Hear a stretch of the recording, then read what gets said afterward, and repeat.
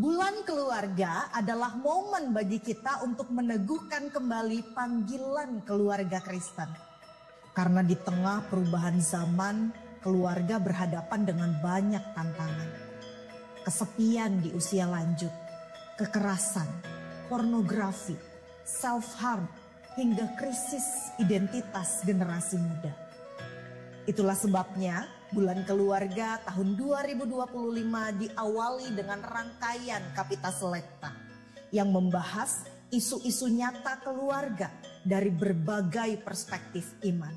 Dan puncaknya kita akan bersama hadir di dalam seminar besar bertema Home. Hadir, obrolkan, mengasihi, ekspresikan. Sebab rumah bukan sekedar tempat tinggal, melainkan tempat menghadirkan kasih Kristus.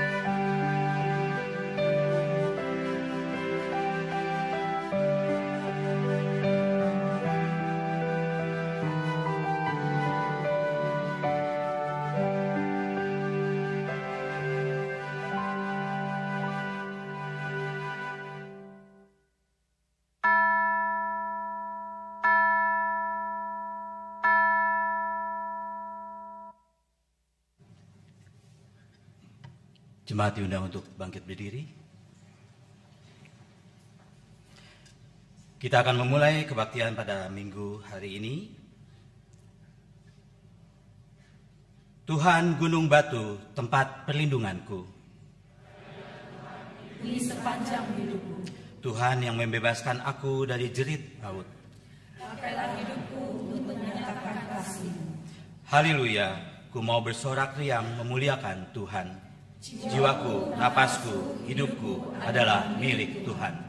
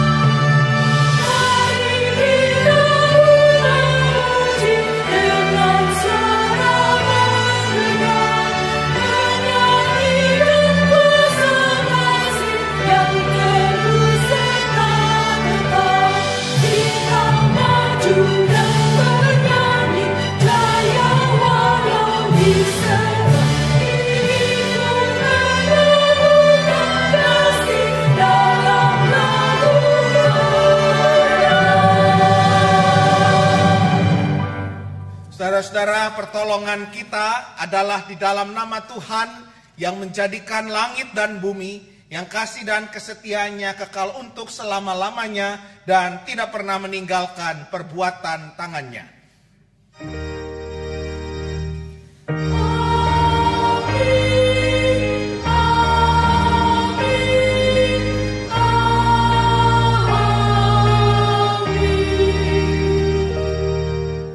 Kasih karunia dan damai sejahtera dari Allah Bapa kita dan dari Tuhan Yesus Kristus di dalam persekutuan Roh Allah yang Maha Kudus menyertai saudara-saudara sekalian. Dan menyertai saudara juga.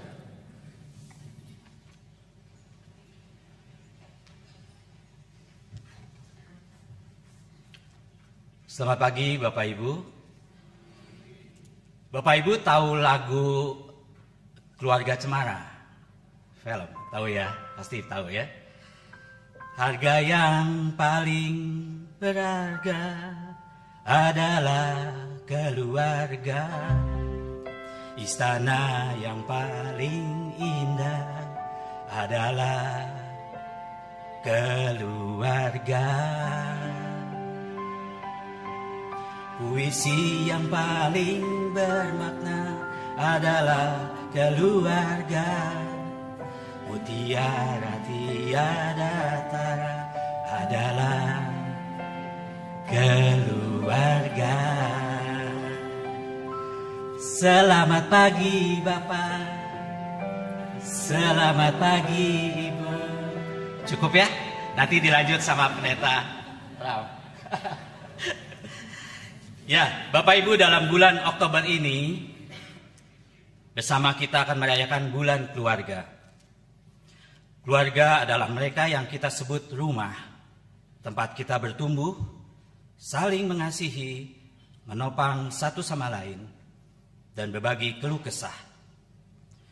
Melalui perenungan minggu ini dengan tema menjadi perpanjangan tangan Tuhan, kita bersama diingatkan untuk menjadi perpanjangan tangan Tuhan yang terus menjadi berkat, baik di tengah keluarga maupun di tengah lingkungan sekitar kita.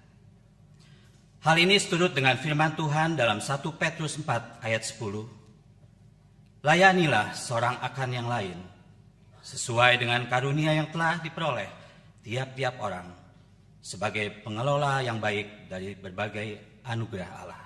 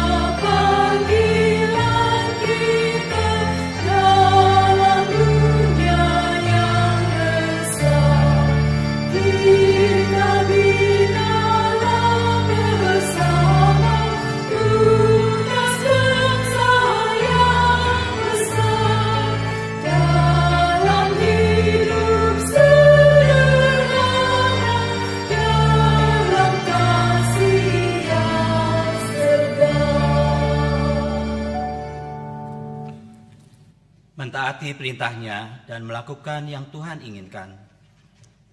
Tentu hal itu yang Tuhan kehendaki kita lakukan. Namun apakah kita sudah benar-benar meresapi dan melakukannya?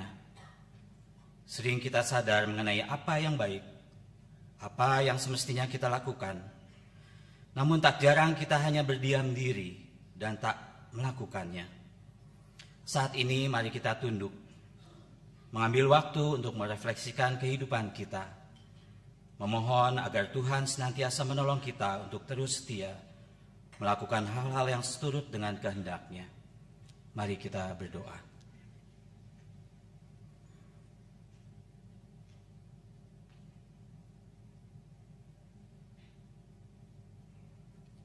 Dalam kerendahan dan kelemahan kami, seringkali kami tidak cukup berani dan mampu untuk memancarkan kasih-Mu.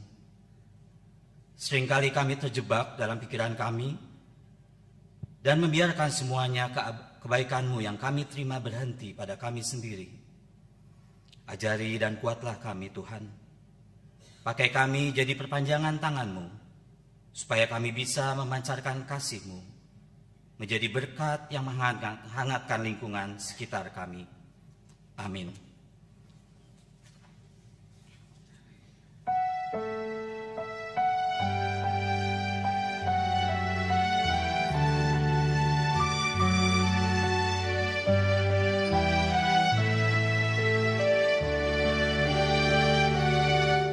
Kasihanilah aku ya Allah, menurut kasih setiamu.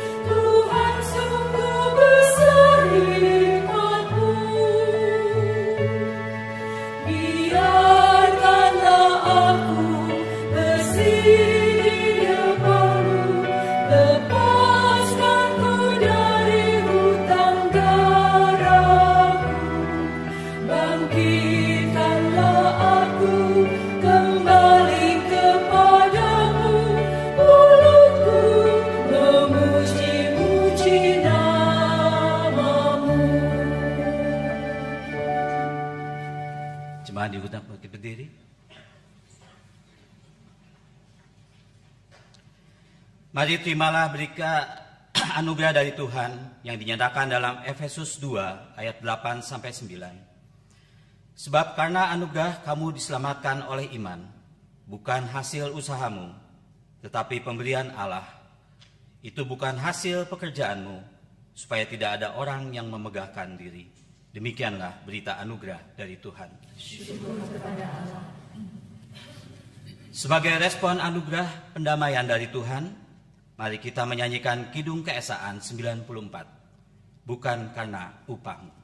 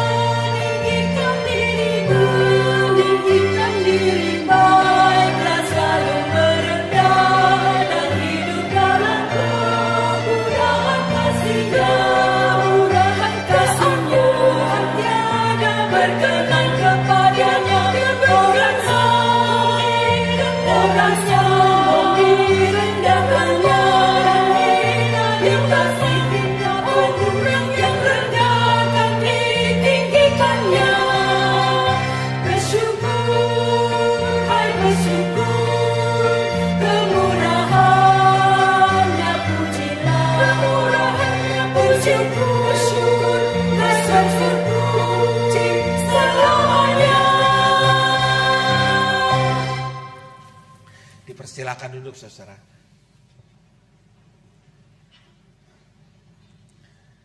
Mari kita berdoa. Bapa Surgawi, ini adalah minggu di mana kami memulai bulan keluarga kami, di mana kami mulai melihat kembali bagaimana kehidupan keluarga kami, di mana kami juga mulai prihatin betapa seperti ini relasi yang terjadi dengan pasangan kami, dengan anak, dengan orang tua, dengan saudara kandung kami. Di sisi yang sama kami juga sebenarnya merayakan perjamuan kudus. Kami adalah tubuh Kristus. Apakah kami masing-masing berfungsi dengan baik sebagai suami, istri, orang tua, anak maupun saudara? Kami malu untuk melangkah rasanya. Kami gentar. Tetapi langkah yang perlahan demi perlahan mau kami teruskan karena kami mau berpulih dari kondisi kami yang seperti ini, Tuhan. Maka tolonglah kami lewat kebenaran sabda Tuhan. Kami dibukakan mata kami, mata hati kami, pikiran, perasaan kami.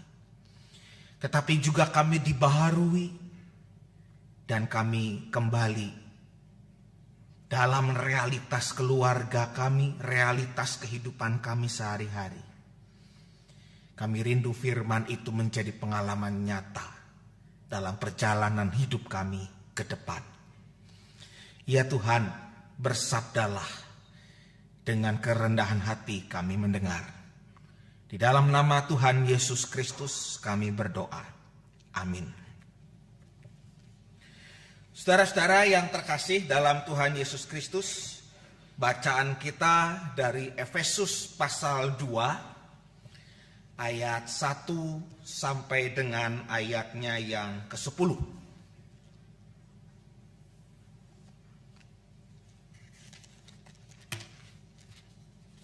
Efesus pasal 2 ayat 1 sampai dengan ayatnya yang ke-10. Kamu dahulu mati karena pelanggaran-pelanggaran dan dosa-dosamu. Kamu hidup di dalamnya karena kamu mengikuti jalan dunia. Kamu mentaati penguasa kerajaan angkasa, yaitu roh yang sekarang sedang bekerja di antara orang-orang yang tidak taat. Sebenarnya, dahulu kita semua juga termasuk di antara mereka. Ketika kita hidup di dalam hawa nafsu daging dan menuruti kehendak daging dan pikiran kita. Pada dasarnya kita adalah orang-orang yang harus dimurkai, sama seperti mereka yang lain. Tetapi Allah yang kaya dengan rahmat, oleh karena kasih-Nya yang besar yang dilimpahkannya kepada kita, telah menghidupkan kita bersama-sama dengan Kristus. Sekalipun kita telah mati oleh pelanggaran-pelanggaran kita, oleh anugerah kamu diselamatkan, dan di dalam Kristus Yesus Ia telah membangkitkan kita juga dan memberikan tempat bersama-sama dengan Dia di sorga, supaya pada masa yang akan datang Ia menunjukkan kepada kita kekayaan anugerah-Nya yang melimpah-limpah sesuai dengan kebaikan-Nya terhadap kita dalam Kristus Yesus.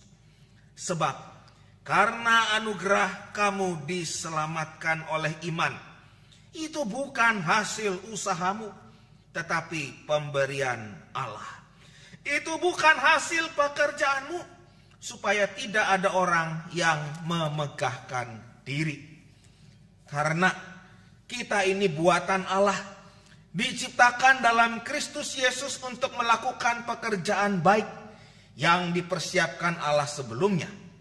Ia mau supaya kita hidup di dalamnya. Saudara-saudara, demikianlah firman Tuhan. Berbahagialah mereka yang mendengarkan firman Tuhan dan melaksanakannya dalam kehidupan hari lepas hari. Haleluya.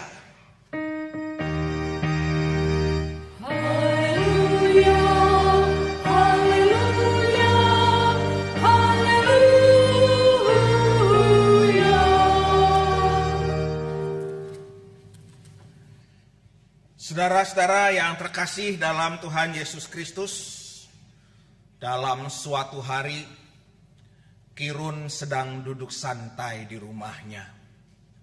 Suasana begitu hening, terdengar suara dedaunan tertiup angin saling berdesis.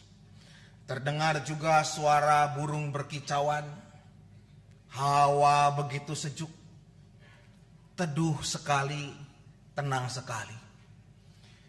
Tiba-tiba saudara-saudara, Kirun dikejutkan dengan suara menggelegar. Kirun! Tahukah saudara-saudara itu suara siapa? Itu bukan suara Tuhan, saudara-saudara. Suara istrinya. Begitulah istri Kirun. Dan mungkin juga istri saudara-saudara semua. Ada apa istriku? Lalu istrinya dengan nada tinggi mengatakan, kenapa itu sendok teh ada di dalam gelas teh? Kirun berpikir dalam hatinya, salahnya apa? Kan memang tempatnya di situ. Lalu dengan santai Kirun menjawab istrinya, atau yang namanya keluarga kan mesti disatukan, jangan dipisah-pisahkan, biarkanlah sendok itu ada di dalam gelasnya. Lalu dengan nada yang naik 1 oktav, saudara-saudara, istrinya berkata lagi, siapa bilang sendok atau keluarga sama gelas? Itu beda pabrik. Lalu Kirun tidak ikut-ikutan istrinya. Dia pakai nada yang sama, dia mengatakan, ya kalau memang tidak dianggap keluarga, nanti sendoknya cari keluarga yang baru istriku. Naik lagi 2 oktav saudara-saudara istrinya. Kamu jangan cari masalah ya. Nah seperti ini. Begitu naik 2 oktav, rumahnya mendadak jadi sepi nyenyet saudara-saudara. Tidak ada suara sama sekali. Dan ketika tidak ada suara sama sekali, Kirun sang suami mulai panik saudara-saudara. Siapa suami-suami seperti itu? Ketika istrinya sudah tidak lagi marah dan rewel, mulai panik. Ada apa ini? Maka karena Kirun panik saudara-saudara, Kirun bergegas untuk melakukan sesuatu yang melunakkan hati istrinya. Dia pergi ke dapur, dia ambil teh, dia ambil air panas, dia ambil gula, semuanya disatukan dalam gelas yang baru. Lalu gelas ini dibawa kepada istrinya. Istriku, aku minta maaf. Karena sadar bahwa istrinya sudah marah. Lalu istrinya bukannya luluh hatinya saudara-saudara, tetapi malah jadi bingung. Pertanyaannya adalah, Kirun, kenapa di gelas tidak ada sendoknya? Lalu dengan enteng Kirun menjawab, sendoknya bilang sama saya nggak mau memecah belah keluarga perkara sendok di dalam gelas teh. Gampangnya saudara-saudara, cerita ini adalah soal suami istri.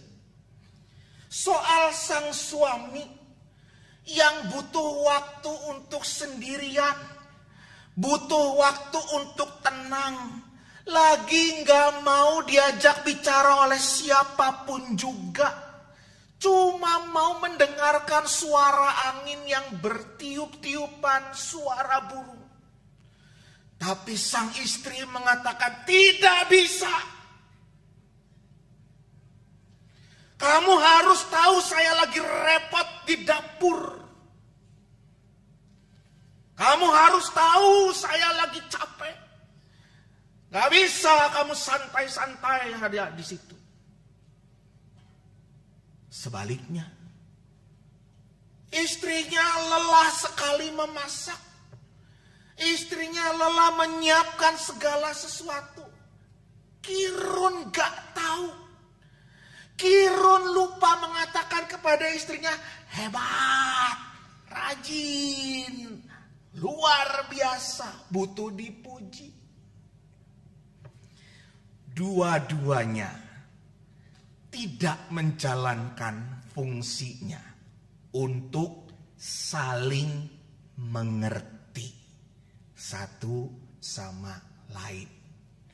Sekedar saling mengerti, itu saja tidak berjalan. Bapak, Ibu, saudara-saudari yang terkasih di dalam Tuhan Yesus Kristus. Sebuah penelitian yang dilakukan ini sudah agak lama, 2019, tentang keluarga modern.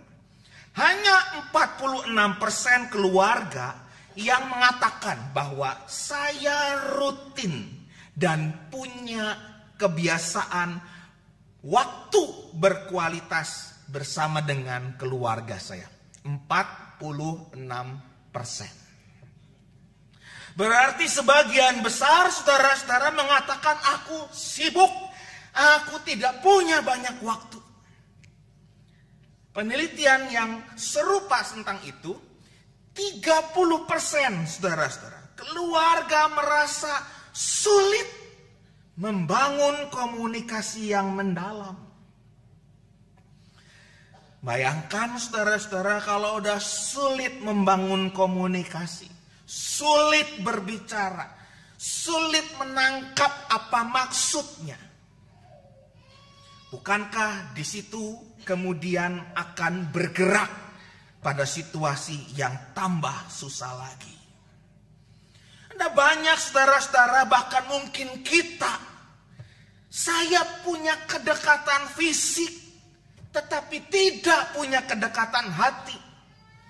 Saya merasa tidak diperhatikan. Saya merasa sendirian. Bapak Ibu saudara-saudari yang terkasih, fenomena seperti ini menantang kita. Sekali lagi menantang kita. Apakah kemudian kita oke dengan sendiri-sendiri itu? Atau justru kita mendengarkan panggilan Tuhan dan berusaha menjawabnya? Apakah engkau mau menjadi perpanjangan tanganku, menghadirkan kasih, perhatian, pengharapan di dunia ini yang sudah semakin dingin? Mari kita lihat bacaan kita, saudara-saudara, Efesus pasal 2 ayat 1 sampai dengan ayatnya yang ke-10. Pada saat itu orang-orang Kristen hidup di tengah-tengah lingkungan masyarakat Romawi. Masyarakat Romawi itu terkenal satu, materialistik. Ukuran orang sukses adalah seberapa banyak materi yang ia miliki. Karena itu ukuran orang rajin adalah seberapa giat, serius, fokus untuk mengejar materi yang akan didapatkannya itu. Karenanya, ciri yang kedua, individualistik. Dia sibuk dengan pencapaiannya. Dia sibuk untuk target-targetnya. Dia sibuk untuk punya banyak dalam hidupnya. Situasinya ditambah lagi masyarakat Romawi melakukan penyembahan dewa-dewi. Saudara-saudara, Rasul Paulus dan murid-muridnya bersurat kepada jemaat Efesus mengingatkan, kamu dahulu sudah mati karena pelanggaran-pelanggaranmu dan dosa-dosamu. Mati di sini artinya bukan detak jantungnya berhenti, sistem sarafnya berhenti, disebut meninggal dunia. Bukan. Tapi mati ini dalam arti benar-benar sudah tidak bisa berdaya lagi. Sudah tidak bisa menolong dirinya sendiri lagi. Mentok, gak bisa apa-apa lagi, mati. Orangnya hidup, masih bernafas, tapi pikirannya sudah buntu. Orangnya hidup, bernafas, tapi sudah tinggal diam saja, kayaknya tinggal menunggu kerusakan dan kehancuran itu datang dalam hidupnya. Kamu dahulu mati. Kamu dahulu ngerasain situasi seperti itu. Kenapa orang bisa mati? Yaitu karena ngikutin polanya orang-orang Romawi pada saat itu. Yang hidupnya materialistik itu. Yang hidupnya hanya dilihat, diukur, ditetapkan pada materi. Kamu mati kalau begitu caranya. Saudara-saudara, bukankah demikian hidup kita? Termasuk hidup keluarga kita. Bisa mati kalau mengikuti jalan dunia. Kalau dikuasai oleh hawa nafsunya. Mentok. Jika tanpa Kristus yang menjadi pusat, jika tanpa Kristus dengan segala pengajarannya kita pegang, jika dikendalikan oleh ego, terseret oleh kebiasaan banyak orang di dunia, kita mati. Tapi kemudian saudara-saudara, Rasul Paulus menegaskan, tetapi Allah yang kaya dengan rahmat, oleh karena kasih-Nya yang besar telah menghidupkan kita bersama-sama dengan Kristus. Sekali lagi klausa yang penting adalah menghidupkan kita. Tadi ada mati, sekarang hidup. Menghidupkan kita bersama-sama dengan Kristus. Paulus itu memakai istilah yang punya keterangan unik tentang bersama-sama. Yang pertama, bersama itu artinya menghidupkan bersama. Ya, saya menghidupkan ini, Kristus menghidupkan ini, menghidupkan bersama. Yang kedua, membangkitkan bersama. Saya membangkitkan, saya melakukan, saya mengusahakan, saya memperjuangkan. Seperti Kristus juga pernah membangkitkan, memperjuangkan, melakukan, menghidupi begitu. Yang ketiga, mendudukkan bersama-sama. Duduk sama duduk, ayo diobrolin. Pengalaman indah yang menjadi keseharian saya dan istri saya adalah menjemput anak-anak kalau pulang sekolah. Pengalaman indahnya itu adalah ketika mereka mulai cerita apa yang dialami di kelasnya.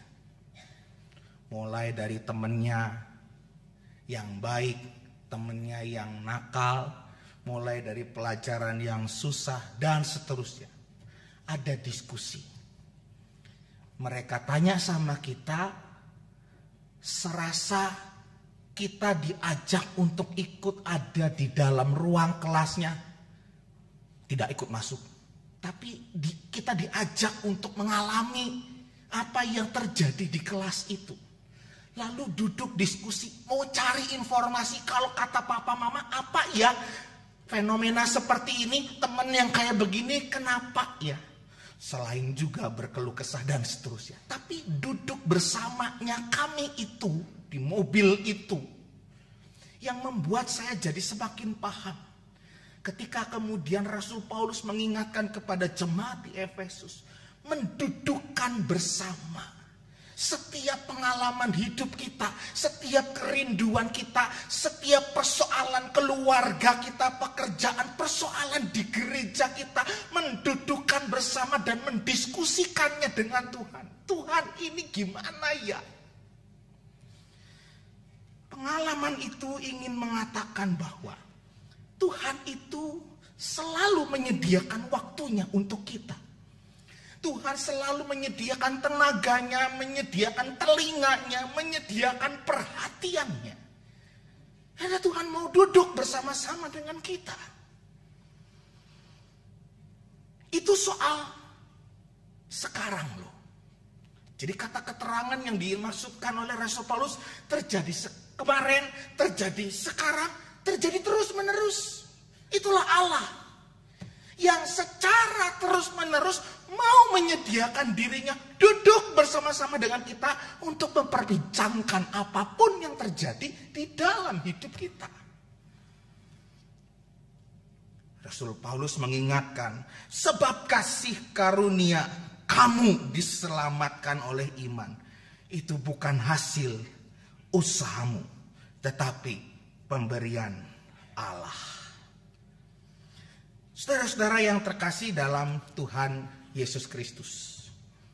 Jadi karena kita ini buatan Allah, diciptakan dalam Kristus Yesus untuk melakukan pekerjaan baik, maka kita itu sebagai insan, sebagai keluarga adalah karya seni Allah, patung kepunyaan Allah, musik ciptaan Allah, lukisan, goresan Allah sendiri, gambar yang dirancang oleh Allah sendiri. Dan kita memperlihatkan keindahan-keindahan. Bersyukur saya bisa belajar dari keluarga ini yang bertahan bersama-sama menghadapi kesulitan ekonominya. Saya tahu dia itu belum selesai dengan masalah, tapi saya melihat dengan jelas mereka sebagai keluarga berjuang bersama-sama. Puji Tuhan, saya belajar dari keluarga ini. Belajar dari keluarga yang lain. Salah satu anggota keluarganya terkena penyakit yang mematikan. Lalu kemudian mereka membatalkan liburan. Lalu mereka semua saling menemani, saling menguatkan. Akhirnya meninggal. Dan mereka menangis bersama-sama. Mereka tetap rukun sebagai keluarga yang satu. Puji syukur aku belajar dari keluarga yang seperti ini. Puji syukur aku belajar dari keluarga yang hubungannya, pasangannya, suami istri mulai retak. Tetapi coba bertahan, coba cari tenaga psikolog, coba mengampuni, coba berpelukan. Betapapun waktunya panjang, tapi bersyukur saya lihat keluarga seperti itu. Mau berproses. Buatan Allah, karya seni Allah, indah, begitu mempesona, begitu inspiratif, begitu menggugah kita. Saudara-saudari yang terkasih di dalam Tuhan Yesus Kristus, kalau kita hari ini merayakan bulan keluarga, sekaligus sakramen perjamuan kudus, maka kita secara pribadi maupun keluarga bukan hanya menerima anugerah, bukan hanya sebagai penerima anugerah, tetapi dipanggil menjadi saluran anugerah. Keluarga Kristen adalah karya agung Allah yang dipersiapkan untuk memperpanjang tangan Tuhan, menghadirkan kasih, pelayanan bersama-sama di gereja, bahkan juga pada aras yang lebih luas, berkat bagi dunia. Tuhan memberkati kita. Amin.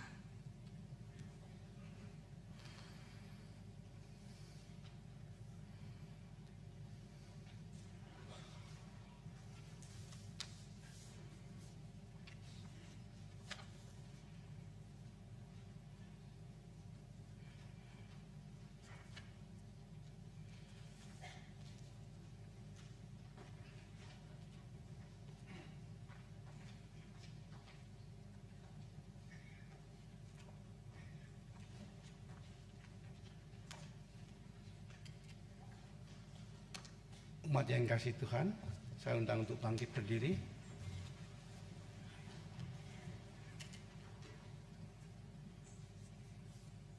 Marilah kita bersama dengan umat Allah di masa lalu, masa kini, dan masa depan, mengingat pengakuan pada baptisan kita menurut pengakuan iman rasuli.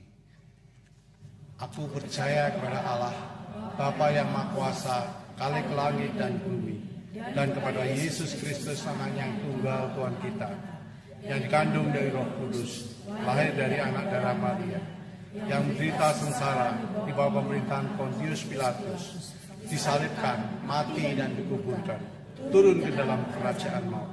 Pada hari yang ketiga, bangkit pula dari antara orang mati, naik ke surga, duduk sebelah kanan Allah, Bapa yang Maha Kuasa, dan dari sana ia akan datang untuk menghakimi orang yang hidup dan yang mati.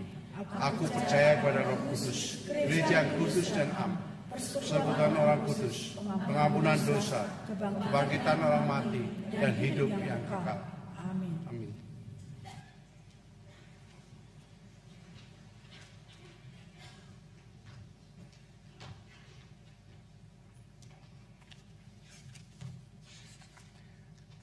Mari kita berdoa, saudara. Bapa Surgawi, dalam kesempatan doa syafaat ini, kami mengingat teman kami, siapapun yang ada di sekitar kehidupan kami, yang sedang mengalami pergumulan di dalam kehidupan keluarganya. Kami menyebut nama mereka dalam doa kami. Tuhan, berkati proses rekonsiliasi, proses pemulihan yang terjadi. Berikan kepada mereka kemampuan mencintai, kemampuan mengampuni, kemampuan menerima apa adanya. Dan kami yakin dan percaya proses yang berjalan terus menjadi sebuah gambar indah yang menjadi tontonan yang inspiratif. Betapa setiap kami diajak Tuhan untuk berproses. Kami terus berdoa bagi gereja Tuhan yang membina warga gerejanya. Gereja di berbagai tempat termasuk GKI Gading Serpong ini. Mampukan ya Tuhan setiap gereja belajar dari setiap kegiatan pembinaan yang terjadi di dalamnya. Sehingga dari gereja muncullah insan-insan yang penuh kasih, penuh pengampunan, penuh dengan penerimaan. Dan kami mau secara khusus berdoa untuk GKI Gading Serpong di dalam proses pembangunan gedung gereja. Tempat di mana kami akan dibina, tempat di mana kami akan bersekutu, tempat di mana kami akan bersaksi dan melayani. Kiranya setiap kami boleh terus berperan serta untuk ambil bagian dalam rampungnya, pendanaannya, dukungan-dukungan lain di dalam proses pembangunan gedung GKI Gading Serpong. Kami berdoa untuk pemerintah kami. Tuhan yang menolong agar pemerintah kami berhikmat senantiasa dalam mengambil langkah-langkah kebijakan-kebijakan.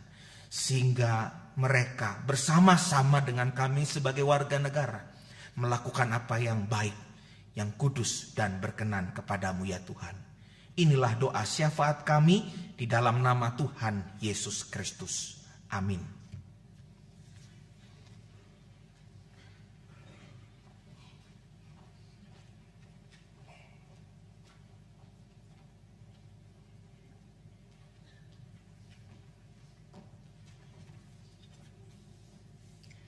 Jemaat yang dikasihi oleh Tuhan, setiap minggu pertama akan diedarkan 2 kantong kolekte.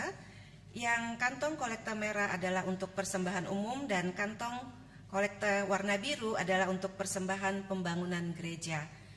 Persembahan kita pada hari ini didasari dari Mazmur 96 ayat 7 sampai dengan 9 yang demikian bunyinya. Berilah kepada Tuhan hai suku-suku bangsa, berilah kepada Tuhan kemuliaan dan kekuatan. Berilah kepada Tuhan kemuliaan namanya. Bawalah persembahan dan masuklah ke pelatarannya. Sujudlah menyembah Tuhan dengan semarak kekudusan. Gemetarlah di hadapannya, hai segenap bumi.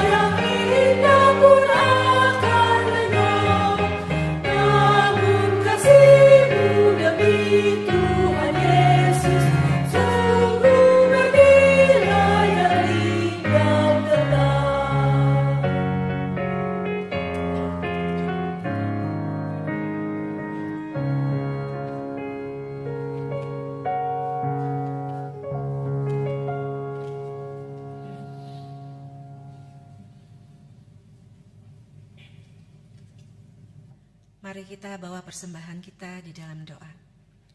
Tuhan, sungguh kami bersyukur jikalau pagi hari ini Tuhan memberikan kami kesempatan untuk boleh sama-sama hadir di dalam ibadah yang kedua ini.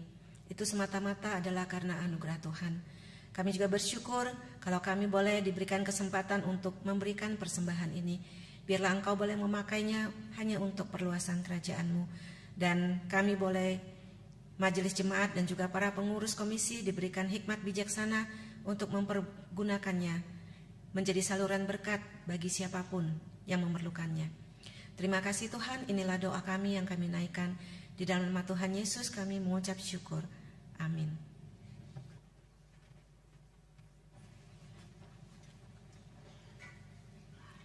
Umat yang dikasihi oleh Tuhan, mari kita berdiri. Kasih Tuhan sungguh nyata di dalam hidup kita. Marilah kita teruskan dan bagikan kepada orang-orang yang ada di sekeliling kita. Jadikan kami kepanjangan tangan-Mu Tuhan, saluran berkat-Mu bagi orang-orang di sekitar kami.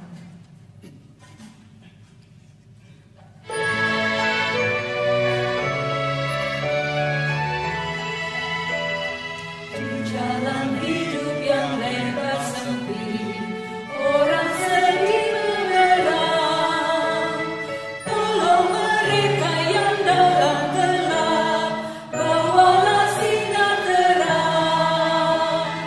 Pakailah aku jalan berkat-Mu, memancarkan cahaya.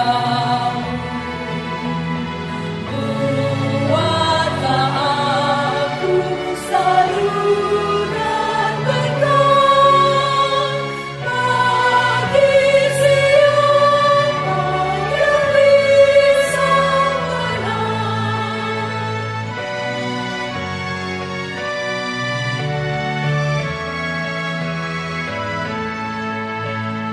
Ratakan Kristus dengan kasih-Nya, pengampunan-Nya penuh. Orang kan datang apabila Engkau menjadi saksi teguh. Pakailah aku jalan berkat-Mu, memancarkan cahaya. Buatlah aku saluran berkat bagi siapa yang risau menang.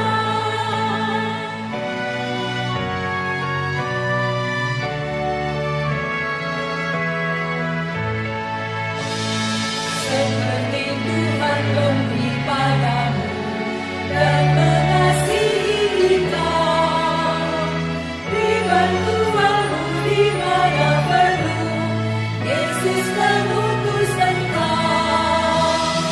Pakailah aku jalan berkat-Mu, memancarkan cahaya-Mu. Buatlah aku saluran berkat bagi siapa yang risau menang. Saudara-saudara, arahkanlah hatimu kepada Tuhan. Jadilah saksi Kristus. Terpujilah Tuhan. Terimalah berkat Tuhan. Tuhan memberkati engkau dan melindungi engkau. Tuhan menyinari engkau dengan wajah-Nya dan memberi engkau kasih karunia. Tuhan menghadapkan wajah-Nya kepadamu dan memberi engkau damai sejahtera. Haleluya.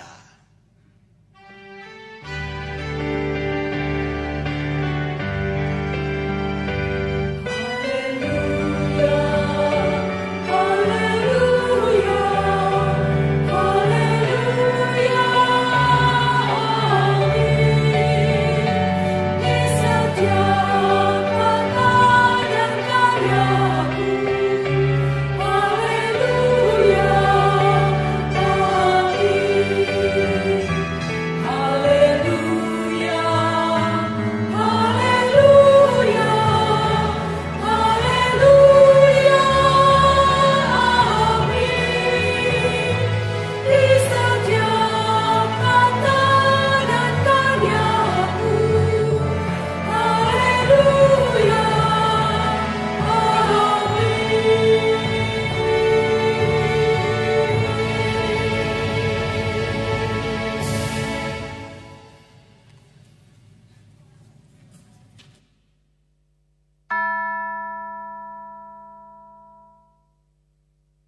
Bulan keluarga adalah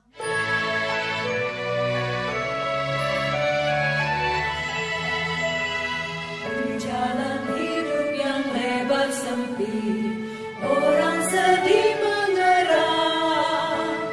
Tolong mereka yang dalam gelap, bawalah sinar terang. Pakailah aku jalan denganmu, memancarkan cahaya.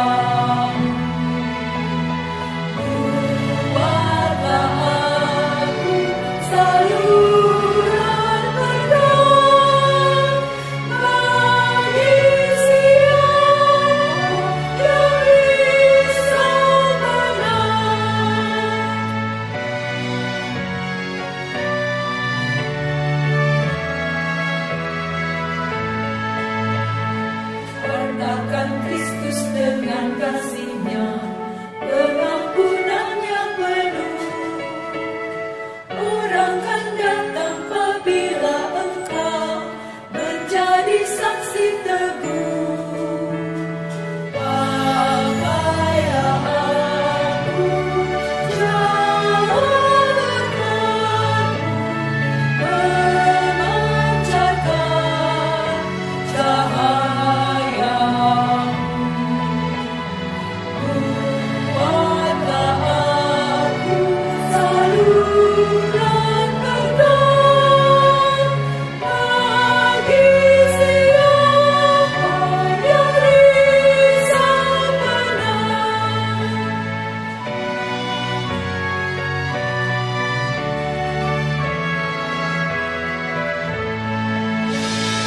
Seperti Tuhan demi padamu dan